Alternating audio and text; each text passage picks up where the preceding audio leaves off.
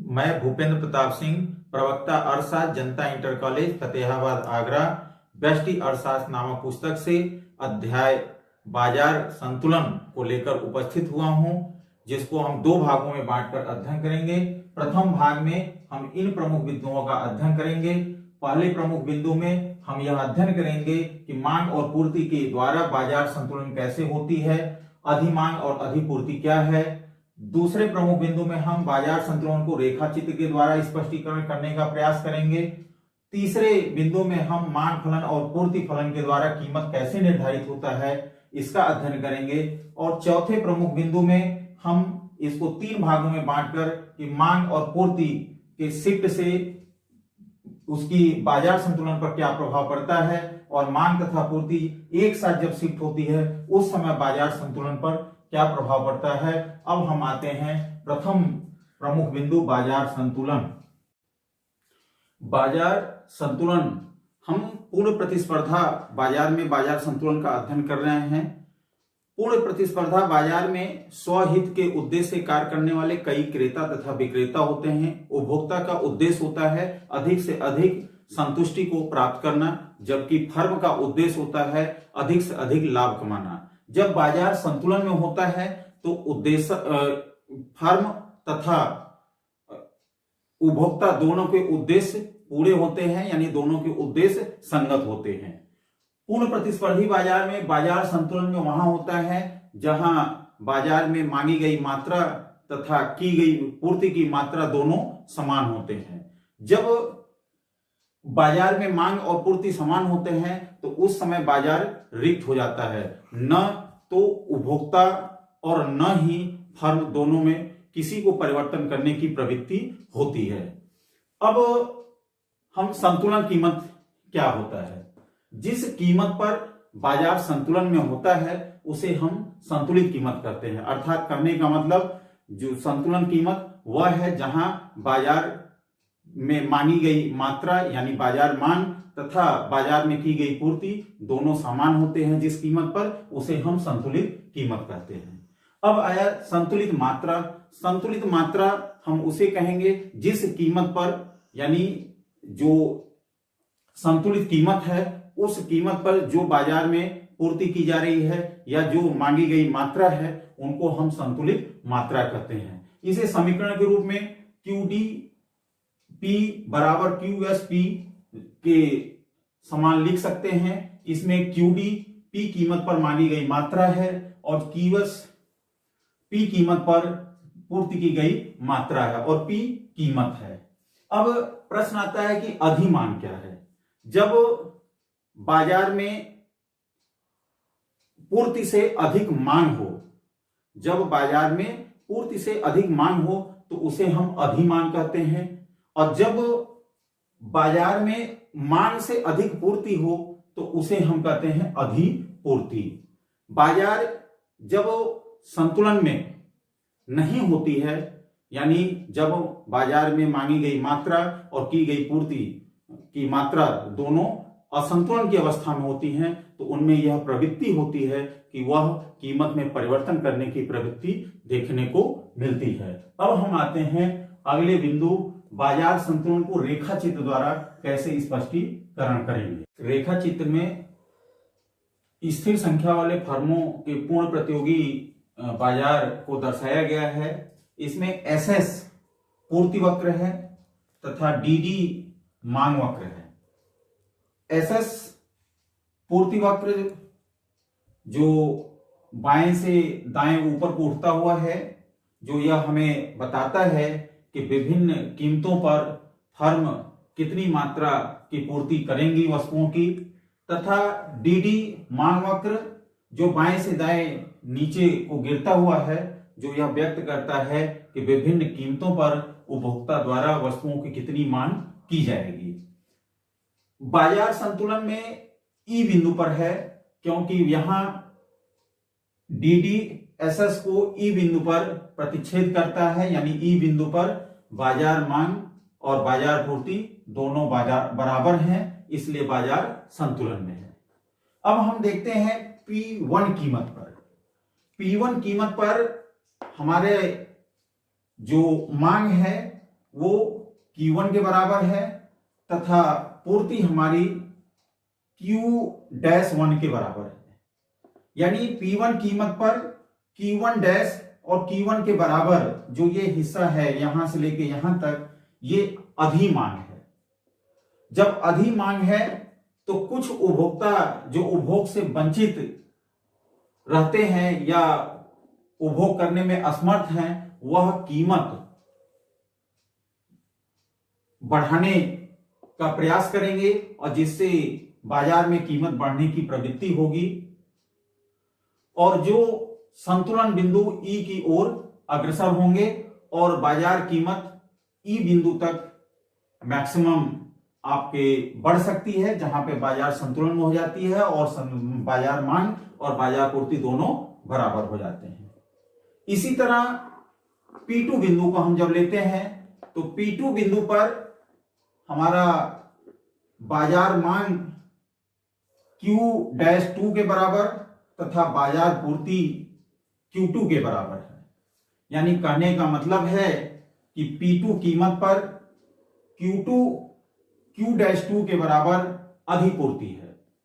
जब अधिपूर्ति होगी तो इसका मतलब है कि कुछ उपभोक्ता अपने वस्तुओं पर जो अधिपूर्ति है उसको बेचने के लिए कीमत घटाने का प्रयास करेंगे और यह जो है कीमत घटने की प्रवृत्ति होगी और कीमत E बिंदु जो संतुलन बिंदु है वहां तक घटने की प्रवृत्ति होगी। यानी बाजार E बिंदु की ओर अग्रसर होगा और E बिंदु पर पुनः संतुलन स्थापित होने के बाद कीमत गिरना बंद हो जाएगी, क्योंकि यहां पे बाजार मांग और बाजार पूर्ति दोनों बराबर है। यानी कहने का मतलब है कि बाजार संतुलन E बिंदु पर है, जहां पे बाजार मांग और बाजार पूर्ति दोनों बराबर हैं और जो हमारी संतुलित कीमत होगी वह P के बराबर होगी OP के बराबर और जो संतुलित मात्रा है वो OQ के बराबर होगी। यानी यही हमारा बाजार का संतुलन है जिसमें संतुलित कीमत और संतुलित मात्रा निर्धारित होती है। अब हम आते हैं अगले बिंदु, कीमत निर्धारण का बीजगणितीय मॉडल। पूर्ण प्रतियोगी बाजार में कीमत निर्धारण मांग और पूर्ति के द्वारा बीजगणितीय विधि द्वारा भी स्पष्ट किया जा सकता है। जैसा कि हम जानते हैं कि मांग मात्रा QD तथा पूर्ति मात्रा QS कीमत का फलन होता है।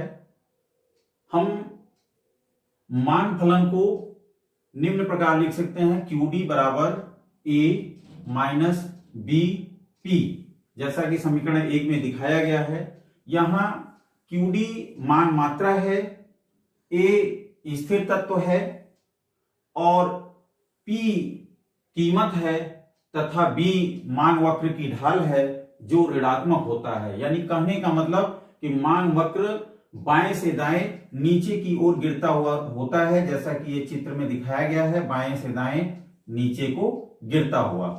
ये है जो है आपका मांग वक्र।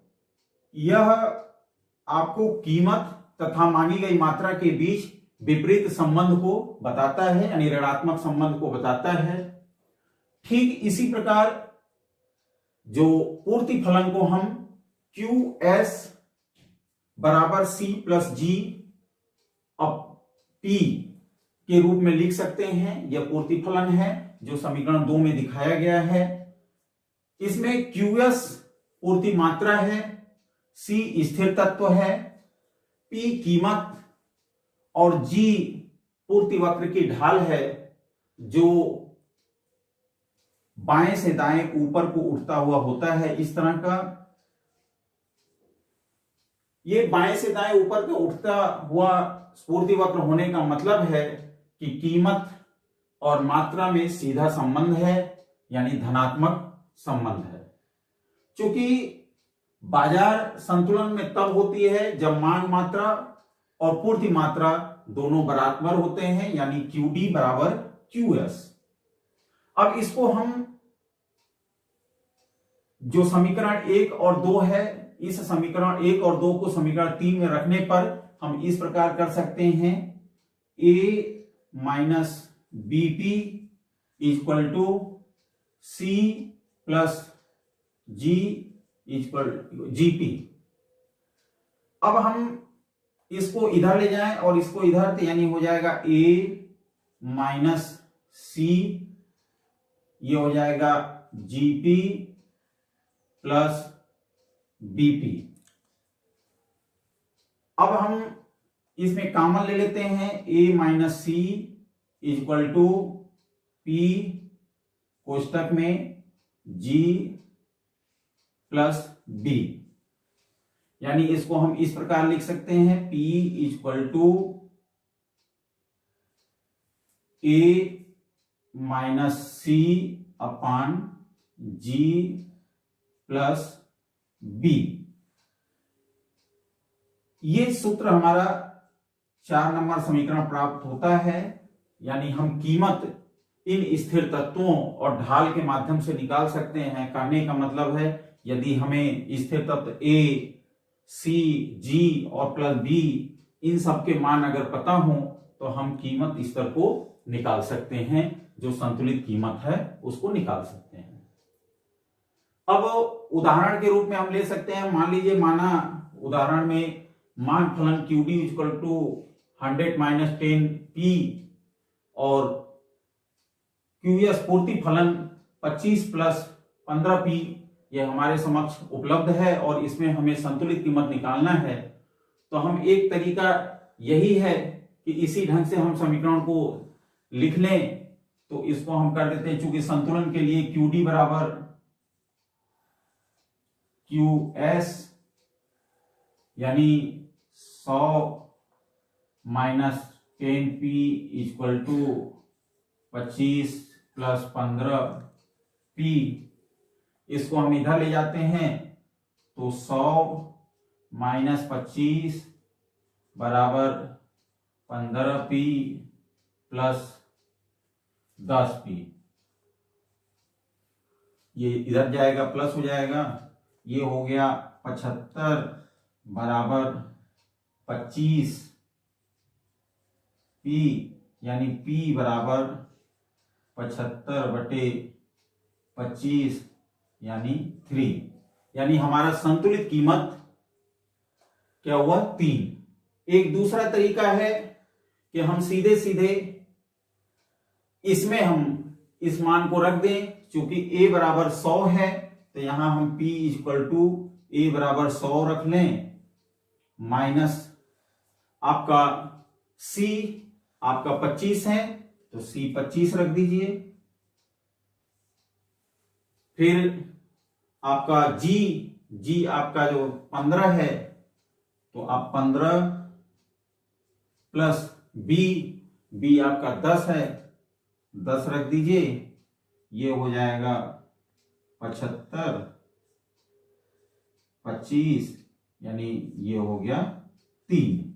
यानी इस फार्मूले में अगर रख के रखेंगे तब भी 3 आएगा और इधर से जो इस ढंग से मान पूर्ति फलन को बराबर करके तब भी, यानी हमारा संतुलित कीमत बीजगणितीय मॉडल से 3 प्राप्त हुआ।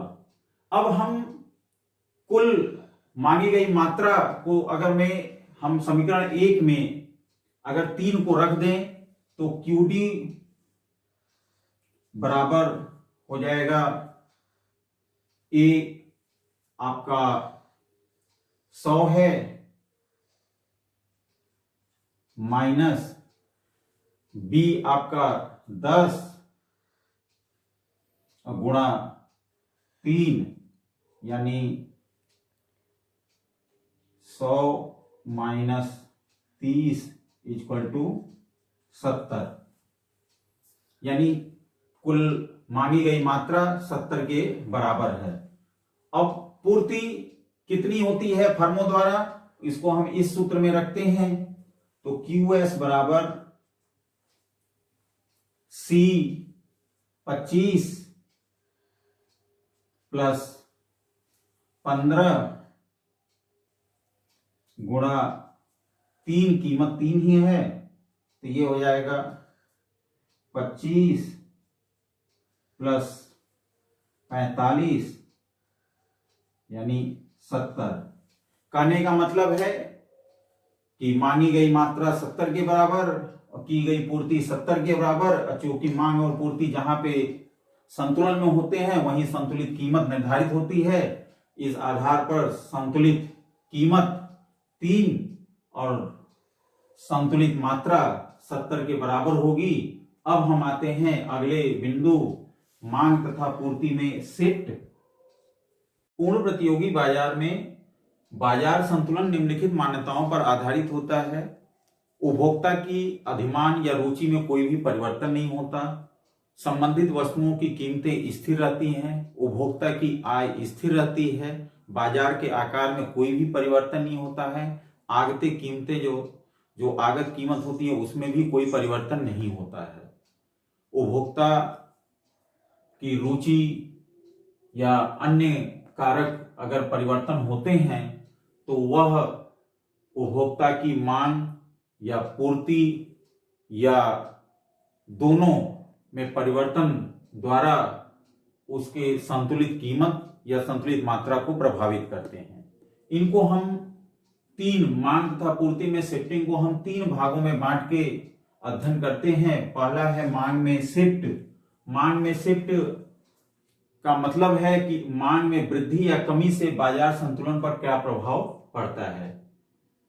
यदि पूर्ति स्थिर रहे और मांग में वृद्धि हो जाए तो निश्चित है कि बाजार संतुलन में कीमत और मात्रा पर प्रभाव पड़ेगा। माना उपभोक्ता की आय बढ़ने से मांग बढ़ जाती है वस्तु की, तो मांग बढ़ने से जो मांग वक्र है वो दाहिनी ओर को शिफ्ट हो जाएगा। जैसा कि हमने रेखा चित्र में दिखाया है, जब जो मांग दाहिनी ओर को शिफ्ट हो जाएगा तो निश्चित है कि उसके कीमत और उसके मात्रा को प्रभावित करेगा। जैसा कि रेखा चित्र से स्पष्ट है।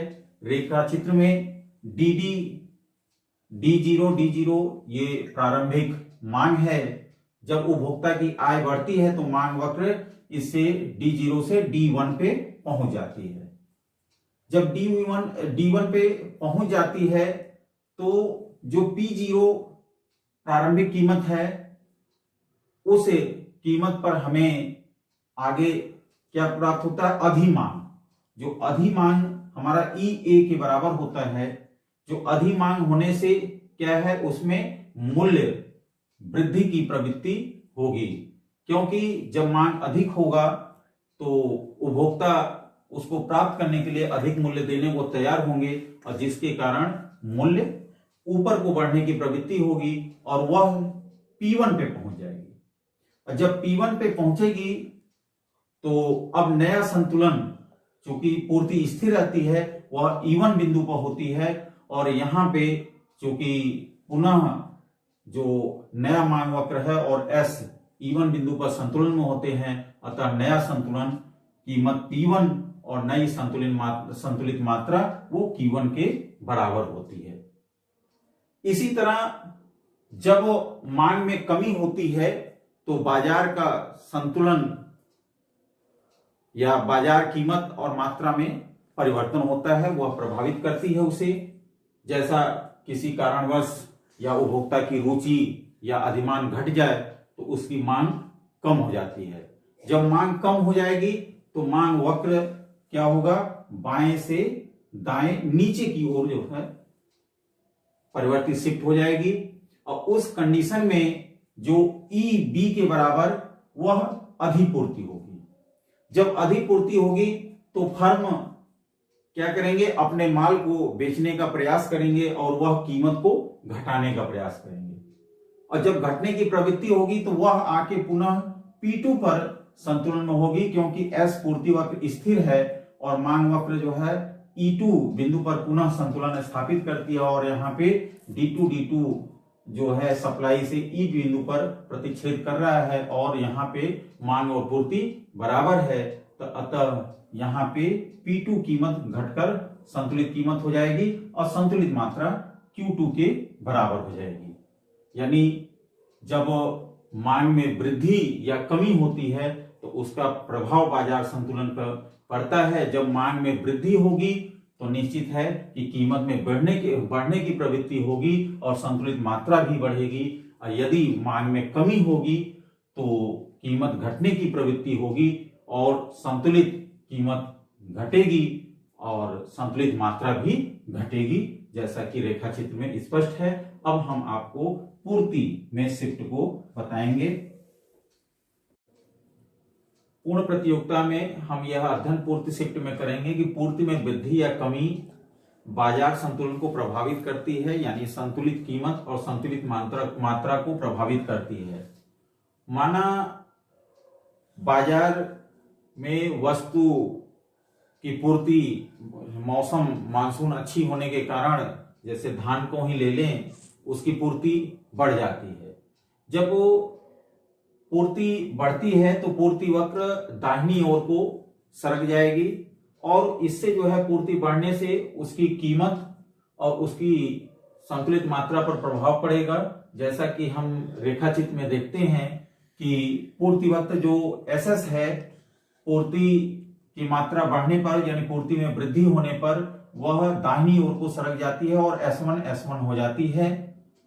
यानी यह अब जो प्रारंभिक में E बिंदु पर संतुलन में थी और P संतुलित कीमत और Q संतुलित मात्रा थी, लेकिन जब पूर्ति बढ़ी तो पूर्ति बढ़ने पर कीमत घटती है और नया संतुलन E1 पर स्थापित होता है, जहां पे DD और S1 E1 बिंदु पर प्रतिच्छेद करते हैं और यहाँ पे मांग और पूर्ति दोनों बराबर होते हैं और नई संतुलित कीमत P1 निर्धारित होती है और जिससे Q1 जो नया संतुलित मात्रा वृद्धि होती है। यानी हम ये निष्कर्ष पर पहुंचते हैं कि पूर्ति में वृद्धि से संतुलित कीमत कम होती है और संतुलित मात्रा में वृद्धि होती है। इसी तरह यदि पूर्ति में कमी हो तो पूर्ति वक्र, चूंकि मांग वक्र यहाँ पे स्थिर रहता है तो पूर्ति वक्र जो है यहाँ पे क्या होगा, बाईं ओर को शिफ्ट हो जाएगा। जो S2 रेखा चित्र में देखने पर पता चल रहा है कि S2 और S2 ये बाईं ओर को शिफ्ट हो गया है और जो प्रारंभिक कीमत P बिंदु पर संतुलन में E बिंदु पर संतुलन थी और फर्म और P संतुलित कीमत और Q संतुलित मात्रा निर्धारित हुई थी, लेकिन जब यह बाएं ओर को शिफ्ट होगा तो नया संतुलन E2 बिंदु पर होगा, जहां पे P2 नई कीमत निर्धारित होगी और Q2 नई संतुलित मात्रा निर्धारित होगी। ऐसा क्यों होगा? क्योंकि हम जब नया पूर्ति वक्र शिफ्ट होता है E2 पे, जो S2 है, तो इसमें हम अधि मांग उत्पन्न होती है। जब अधि मांग उत्पन्न होगी तो निश्चित है उसमें कीमत में वृद्धि की प्रवृत्ति होती है। यहाँ पे चूंकि अधिपूर्ति होती है जिसके कारण कीमत में घटने की प्रवृत्ति होती है, इसलिए नया संतुलन E1 बिंदु पर होता है और यहाँ चूंकि अधि मांग उत्पन्न हो रही है GE के बराबर और इसलिए यहाँ पे बढ़ने की प्रवृत्ति होगी और इसलिए नई संतुलन E2 बिंदु पर होगा और जहां नया संतुलन कीमत P2 और नया संतुलित मात्रा Q2 के बराबर होगी। इस आधार पर हम इस निष्कर्ष पर पहुंचते हैं कि जब पूर्ति में वृद्धि होती है तो कीमत घटती है, संतुलित कीमत कम होता है और संतुलित मात्रा में वृद्धि होती है, और जब पूर्ति में कमी होती है तो संतुलित कीमत में वृद्धि होती है और संतुलित मात्रा में कमी होती है। अब हम आते हैं मांग तथा पूर्ति का एक साथ शिफ्ट, इसका अध्ययन करते हैं। मांग वक्र तथा पूर्ति वक्र जब एक साथ शिफ्ट होता है तो ये निम्नलिखित चार स्थितियां प्राप्त होती हैं, जिसमें मांग तथा पूर्ति दोनों दाईं ओर शिफ्ट हो सकती है, मांग तथा पूर्ति दोनों बाईं ओर शिफ्ट हो सकती है, पूर्ति वक्र बाईं ओर तथा मांग वक्र दाईं ओर और पूर्ति वक्र दाईं ओर तथा मांग वक्र बाईं ओर शिफ्टिंग होगी। तो उसपे जो संतुलित कीमत है और संतुलित मात्रा है उसको प्रभावित करते हैं और इस तालिका के आधार पर प्रभावित करेंगे। यदि मांग में बाईं ओर से दाईं ओर शिफ्ट हो रहा है, पूर्ति भी दाईं ओर शिफ्ट हो रही है तो मात्रा में वृद्धि होगी, लेकिन कीमत की स्थिति स्पष्ट नहीं होगी कि वृद्धि होगी कि कमी होगी या अपवर्तित होगी। इसी तरह अगर मांग में बाईं ओर शिफ्ट और पूर्ति में बाईं ओर शिफ्ट तो यह मात्रा में कमी करेगी और कीमत जो होगा वह स्पष्ट नहीं रहेगा, क्योंकि वृद्धि कमी अपरिवर्तित हो सकती है और बाईं ओर और दाईं ओर कंडीशन जब मांग में शिफ्टिंग और पूर्ति में शिफ्टिंग होगी तो ये मात्रा स्पष्ट नहीं होगी, लेकिन कीमत में कमी होगी। इसी तरह मांग में शिफ्ट दाईं ओर तथा पूर्ति में शिफ्ट बाईं ओर होगी तो कीमत में वृद्धि होगी, लेकिन मात्रा स्पष्ट नहीं होगी, जैसा कि रेखा चित्र में स्पष्ट है। पहला रेखा चित्र जो है, जो मांग वक्र हमारा यहाँ पे है, वो दाहिनी ओर को शिफ्ट हो रहा है। यहां से दाहिनी ओर ई से एफ ये D1 है, और यहाँ पे जो पूर्ति वक्र है वो भी दाहिनी ओर शिफ्ट हो रहा है। तो ऐसे कंडीशन में हमारा जो कीमत है वह अपरिवर्तित है तथा मात्रा में वृद्धि हो रही है, यानी संतुलित कीमत अपरिवर्तित लेकिन मात्रा में वृद्धि होगी, जैसा कि ये तालिका में स्पष्ट है। इसी तरह जो है हम बी को लेते हैं। बी में मान वक्र बाईं ओर को शिफ्ट हो रहा है और पूर्ति वक्र भी बाईं ओर को शिफ्ट हो रहा है। जब ऐसे कंडीशन में होगा तो ई से एफ तक नया संतुलन होगा, और इस कंडीशन में क्या होगा कि कीमत अपरिवर्तित रहेगी लेकिन मान मात्रा जो है वो संतुलित मात्रा है उसमें कमी आएगी, जैसा कि इस तालिका में दिखाया गया है। अब आते हैं तीसरे कंडीशन पे। तीसरी कंडीशन में मांग में अलग अलग परिवर्तन, यानी मांग बाईं ओर को शिफ्ट हो तथा पूर्ति दाईं ओर को शिफ्ट हो, जैसा कि इस फिगर में दिखाया गया है। मांग वक्र जो है वह दाहिनी ओर को शिफ्ट हो रहा है और पूर्ति वक्र बाईं ओर को, ये जो पूर्ति वक्र है आपके दाहिनी ओर को और मांग वक्र जो है बाईं ओर को शिफ्ट हो रहा है। पूर्ति वक्र ये दाईं ओर और मांग वक्र जो है बाईं ओर को शिफ्ट हो रहा है। तो ऐसे कंडीशन में नया संतुलन वो F बिंदु पर प्राप्त होता है, और इस कंडीशन में मात्रा अपरिवर्तित रहती है लेकिन कीमत में कमी आती है, जैसा कि आपको रेखा चित्र में इस C वाले रेखा चित्र में दिखाया गया है। इसी तरह रेखा चित्र D में हम आते हैं। जब मांग में शिफ्ट दाईं ओर को, मांग में शिफ्ट जो है क्या है, ये दाईं ओर को हो रहा है, और उसी तरह पूर्ति बाईं ओर को शिफ्ट कर रही है, पूर्ति बाईं ओर को। तो नया संतुलन जो है, जो पहले पुराना ई पे था अब नया संतुलन एफ पे हो गया। अब इस संतुलन पे हम देख रहे हैं कि मात्रा में जो है कोई भी परिवर्तन नहीं हो रहा है। जब मात्रा में परिवर्तन नहीं हो रहा है लेकिन कीमत में वृद्धि हो रही है, तो यानी इस कंडीशन में ये वृद्धि होगी और मात्रा अपरिवर्तित होगा। अब हम इस निष्कर्ष पर पहुंचते हैं कि मांग में वृद्धि या कमी से बाजार संतुलन को प्रभाव पड़ता है, यानी मांग के शिफ्ट और मांग के वृद्धि कमी से बाजार संतुलन, संतुलित कीमत और संतुलित मात्रा पर प्रभाव पड़ता है। धन्यवाद।